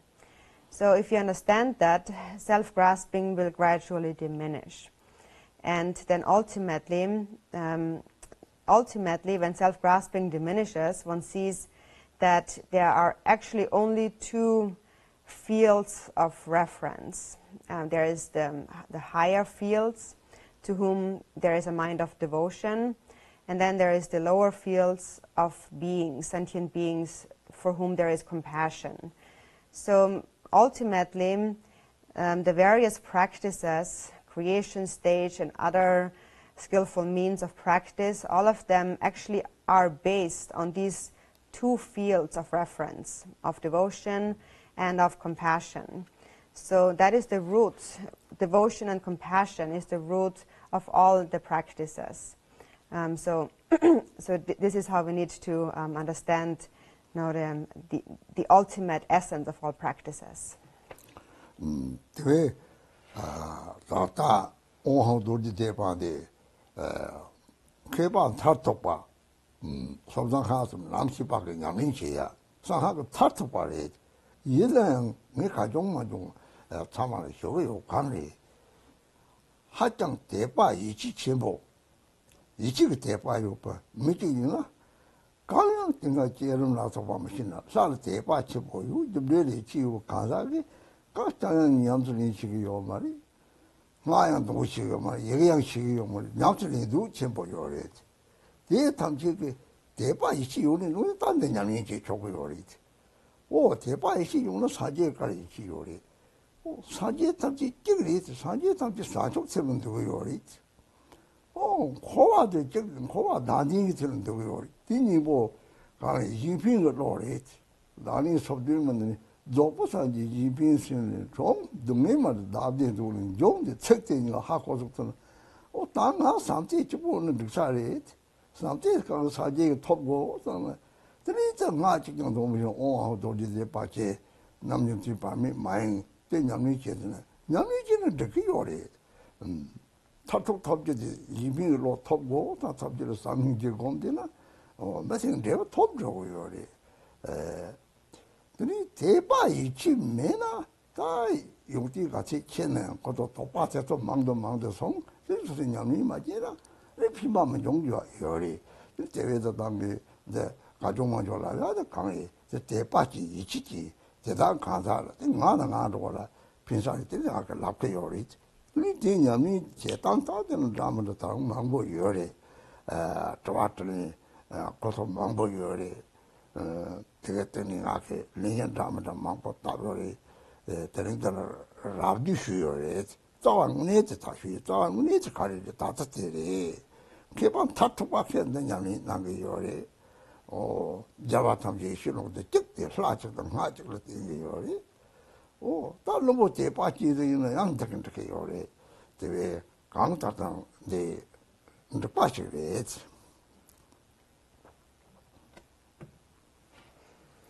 And so the Amahung Vajra recitation really is actually the practice of like the ultimate scholar.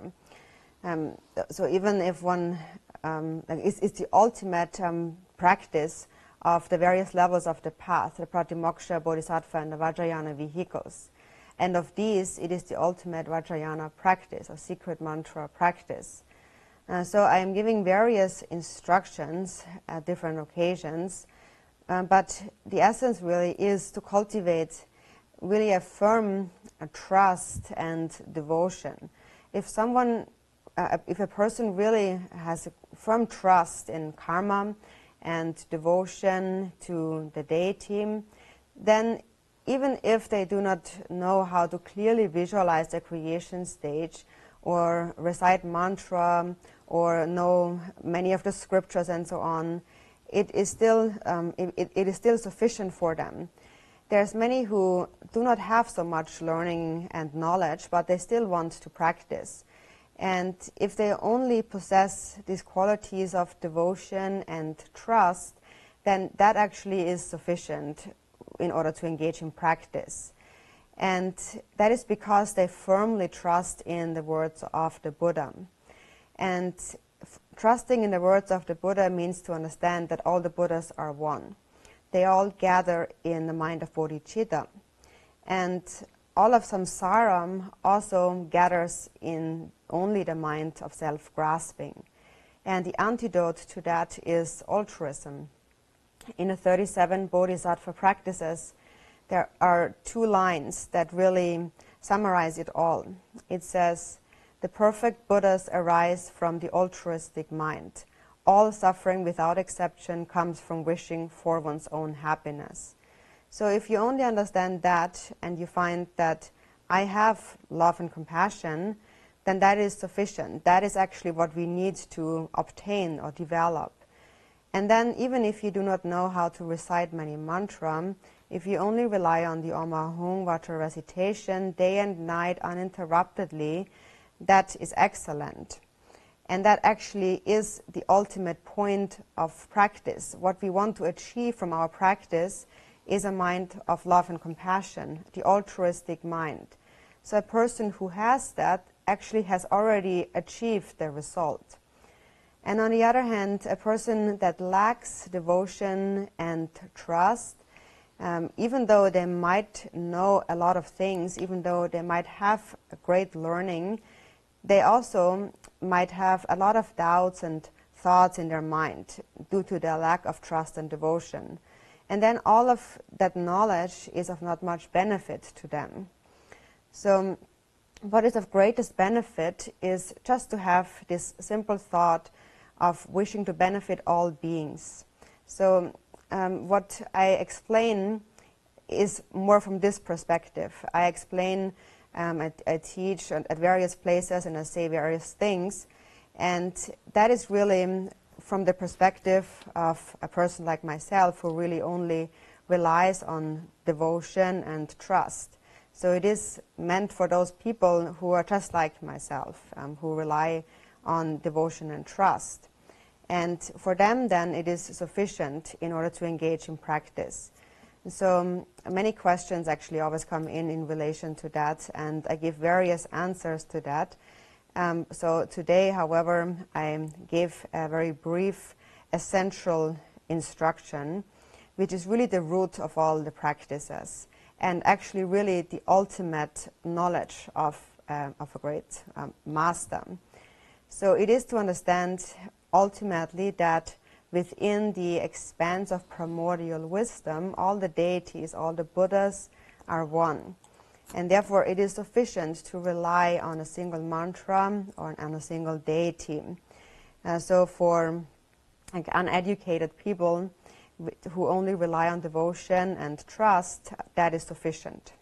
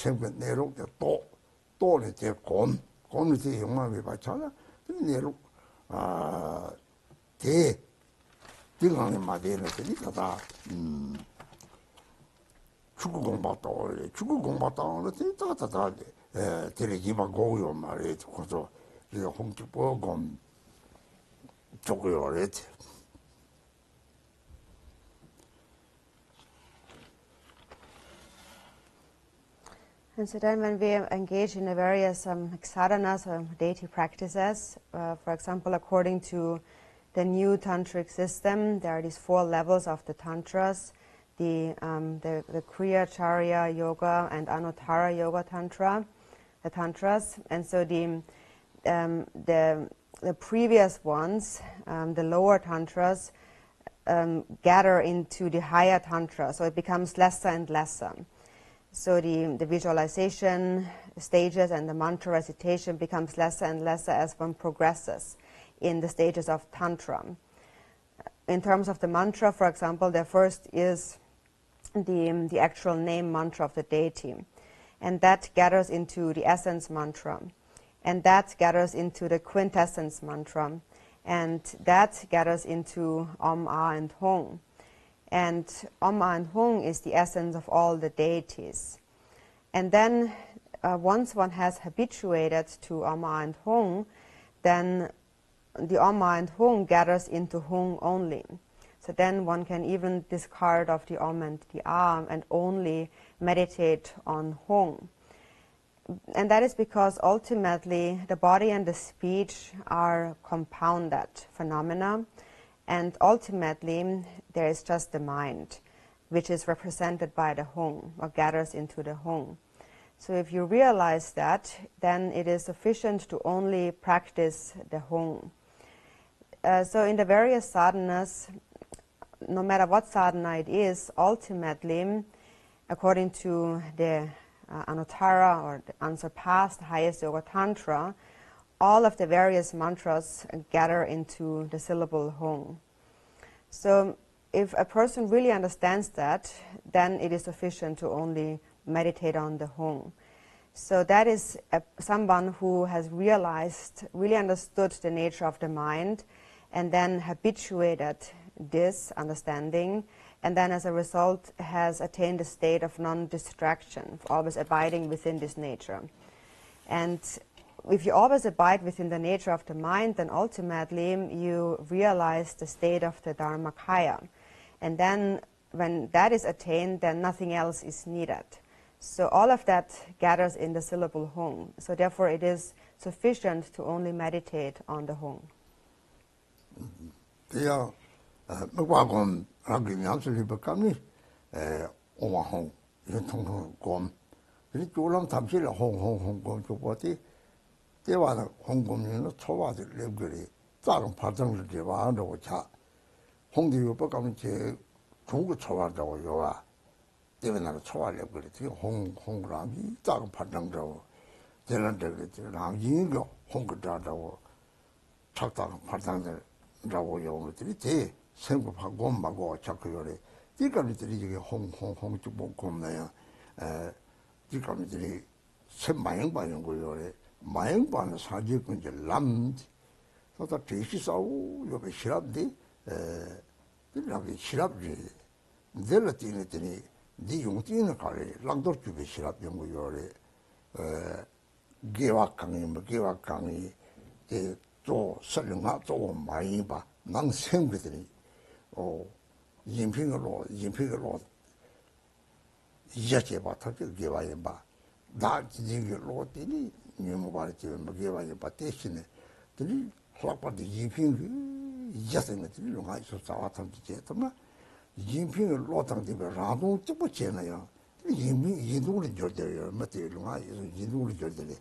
뒤고와 차례 다랑이 예매바레스 인핑을 어찌로 나디 매바가도 되대 이제 돈도 봐라 강에 매바 들이 강에는 맞다봐 들이 강에 같이 자도 요바 탕체야 매바 인핑을 로데 다치버리도 삼이 담보랑의 핑에도 인핑을 어찌들이 이마 랑의 피망이 가야 매 이는 핑송이 말 피망이 가야 매설 어찌 뒤가리더니 네, 그럼 사족선 양도가 찌요래. 이감들이 송아지 바라들이 이게 홍주부 뒤전세에 받지 홍. 이 대내야들이 들이게 들이 서로는 탐지야 생기 탐지 이게 홍건나 봐라 삼로 땅때나 이 생기제들 이게 홍주바래. 생기제 쪽바에 배다다 나바만 보여 배다 홍만 보주게. 홍 자사바 홍쪽을 되나 직차로래 잠속을 납자타바나 잠속을 납자타마에 잠속 찍기 대다와 하고네 이 빈티 인디시라 메라 들이적이 주바고 타바 들이적 고로라나데 어때 뉴모고 중에 봐 하고 타바 강자디 중 말이지 뉴모고 중으로 뉴모고 소소라 요리 대다라들이 고와요 옆고 차트들이. And so then, in terms of practice, you should still practice the Amma Hong for a short time, and then continue to carry it on to your day-to-day activities. And then, in your day-to-day activities, you can just think of the Hong at the navel. So it is like a pulsating sensation of pulsating Hong at the navel. It's like a flickering channel. Pulsating at the navel. So an actual feeling arises. So whenever there is awareness of the Hong at the navel, this pulsating awareness at the navel, then also warmth arises. So this pulsating, this flickering of the Hong at the navel is present naturally. So the sound of Hong also emerges naturally. So that is how you can visualize or you practice in your day-to-day activities, only focusing on meditating on the pulsating hung at the navel. And as a result of that, you develop an undistracted mind. And it is said non-distraction is the path of all the Buddhas. So when the mind is undistracted, the mind is clear and mindful. And from that, wisdom arises. And the quality of wisdom arising is that the wisdom that arises is a discriminating wisdom that can discern between virtue and non-virtue. And here, the outer level of that, of body and speech, is less important than the inner level of the mind. And that means that this wisdom mind understands that when there is altruism as the basis, then whatever one does with body and speech naturally becomes virtuous. And if at the basis there is a selfish mind, an afflicted mind, then whatever one does, it becomes non-virtuous. So then, therefore, if the basis of mind is altruistic, then even if the outer actions of body and speech appear for one's own purpose, they still actually become for the purpose of others because they are based on altruism. So this is what one then understands. And one understands then that self and others are indivisible. Because if you give rise to such an altruistic mind, then there is no self-grasping. And if there is no self-grasping, and if you only care for others, then nothing becomes a difficulty. Then it doesn't create you any difficulty to benefit others. Then you are fearless. You will not be afraid of benefiting others. And nothing will make you tired. You will never grow tired from benefiting others. Because you understand on the basis the preciousness of altruism. So in the beginning, when we cultivate altruism, we understand that it benefits ourselves the most. And then as we habituate to it naturally, we think of ourselves lesser until we do not think about ourselves anymore at all. And at that point, we have accomplished the true relative bodhicitta. And so in order to sustain this mind of altruism always, we practice the thought of hung, hung in the navel pulsating continuously, because then the mind sustains, maintains a stability. And then you can practice that whatever you do, whether you're staying or you're going around. The entire outer universe, all sentient beings, become the hung, appear as hung. And so that is also based on understanding that the mind, the basis of mind of all beings is a single one. And although the basis is a single one, beings appear in various forms. So because the basis is one, they appear as many hungs. If you have 100 hungs, 100 hungs all gather in a single hung. Or if you have 100 waves on water, they all belong to a single ocean. They subside back into a single ocean. So in this sense, we can understand all beings appearing as many hungs. Because there is no more grasping at a duality anymore, a subject-object duality. And if there's not so much grasping at that, you will also be able to be patient with others.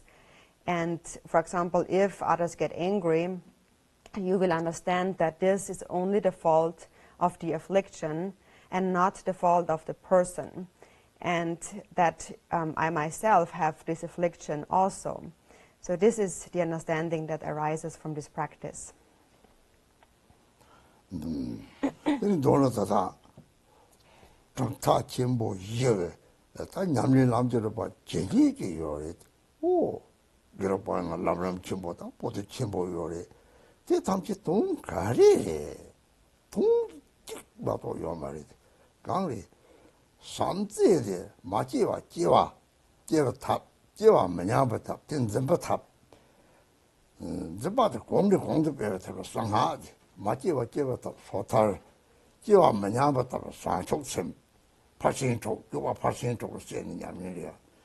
공도 배가 되는데 상하 기반이 습지 삼지 상자지요 봐. 여덟 신경 보여 봐. 뒤통수가 상하 이게 그거래. 대외 같이 알아 주매 라보고 주매 제그 주매 저 상행기 그 상태라는 것보다 정말 상태에 올라와도 대추에 상태에 대추에 상태에 시랍래. 샘도 오늘 상태 무서웠다. 도로적인 소차랑 좋았지. 대추시 봐도 시랍을 때문에 그거요. 심사시 상태 자와게.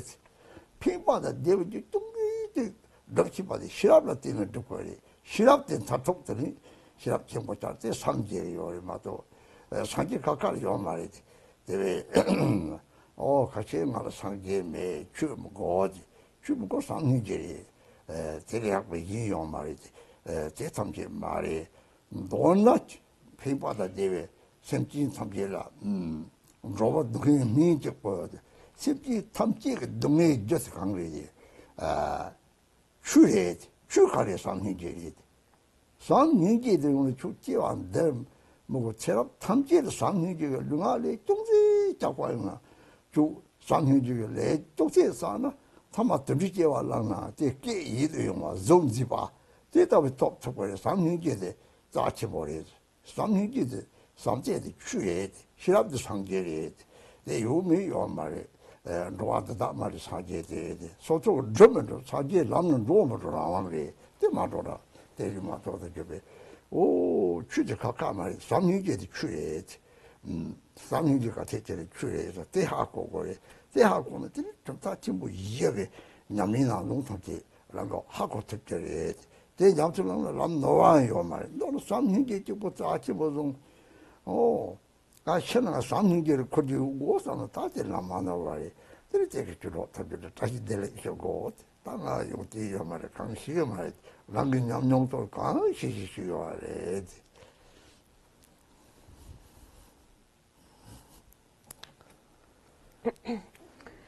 And so in the various levels of the path, in the four major lineages, the vast volumes of scriptures exist expounding the levels of the path. For example, in the Gelugpa tradition, there is the Lamrim Chembo, the great stages of the path, and there are many scriptures on that. But then what is really the point, the essence of all of that? It is only a single point, and that is to cultivate loving kindness and compassion. All of these practices are a method to give rise to love where it has not arisen, which is the pratimoksha, to not let it decline where it has arisen, which is bodhicitta, the bodhisattva path, the 6 paramitas and so on. And then thirdly, a method to ever further increase love. And that refers to the Vajrayana, secret mantra path. And so in the context of secret mantra, then one understands basically that all sentient beings have the potential to attain enlightenment because they all possess Buddha nature. And that is essential because some people think that I don't need any religion, I don't need any deity. But then if you ask them, but do you love your children and your husband or wife? Then of course they would say yes. And so that actually is the Dharma. That love is the Dharma. And that sustaining of love and compassion is wisdom. For example, even a small animal has wisdom to some extent. It can at least take care of its own survival. And that it does with the wisdom mind. So it is said that whatever is done in the field of knowable things is an act of the Buddha. So even the slightest beneficial activity is done with a wisdom mind, with that mind. There's no other mind than that. And only when that wisdom becomes great and accomplished, one attains enlightenment. But even before that, it is still the same mind. There is no separate mind, no separate wisdom mind than that. It only becomes fully developed when one attains enlightenment. And so that is important for those who think that I don't need any religion, I don't need the Dharma and so on. because the Dharma is nothing else but love and compassion. And so, in brief, it is said that the only medicine for all the benefit and happiness of sentient beings is love and compassion. And that is the Dharma and nothing else. And so, if you have that in this and all future lifetimes, any action that you do, even the slightest action of body and speech that comes from a mind of love, will lead to even the slightest happiness. For example, even if one is born as an animal, one is born then as an animal with a beautiful voice or a beautiful body. So that is the quality of love and compassion. And love and compassion only is the Dharma. And the wisdom mind is the Buddha and nothing else. So therefore, there is no question about whether or not there is Dharma, because it is nothing else but love. So that is something that all beings actually possess. It is only a question of developing it. So that depends on oneself. Whether one walks that path or not, that depends on oneself. But ultimately, there is no other separate Dharma. Dharma is nothing else but love and compassion, and that's important to understand. And if you only understand that, then it doesn't matter which path you follow, which practice of the four major lineages and so on you practice. Whatever you practice then will become unmistaken if you only understand that. And if you only have love and compassion, then when you die, that is all that is necessary to bring with you. So with that, my Dharma friends, thank you and Dashi Delek. I am just sharing with you some experiences. I do not have much learning or many great qualities, but I am just sharing with you from my own personal experience. Rove donga me jeba dewa dam je yone timba ni la gurda da je de yore le jo je